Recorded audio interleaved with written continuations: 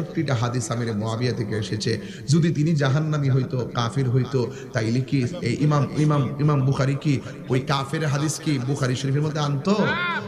যে ইমাম বুখারী নবী রওজা মুবারকে ওযু কইরা নামাজ পড়ার পরে সেজদা দিয়া পইরা বলতেন, নবী গো আপনার এই হাদিসটা এই মুখ থেকে আমি আনছি, আপনি আমাকে বলেন হাদিসটা সহিহ কিনা। রাসূল রওজা থেকে বলতো যে এই বুখারী হাদিস ঠিক আছে তুমি লেখো। তখন তিনি লিখতেন ৬ লক্ষ হাদিস বাচ্চা গিয়া এই হাদিসগুলো আনছে। এই ইমাম বুখারী বুঝে না, আর নতুন ইমাম বাইরিছে। হ্যাঁ, কেউ আসেনিও। ইমাম বুখারীর উপরে যে ব্যক্তি নিজের বড় ইমাম মনে করে, এই ইমাম আমরার দরকার। বুঝতে হবে শিয়াদের ৪১টা আলামত আছে। একটা আলামত হলো নিজেকে ইমাম দাবি করা, এবং তার কিছু সাঙ্গ পাঙ্গ লইয়া একে এরা নিজের ইমাম দাবি করব, একমাত্র এওই হবে তাদের একমাত্র দিশা।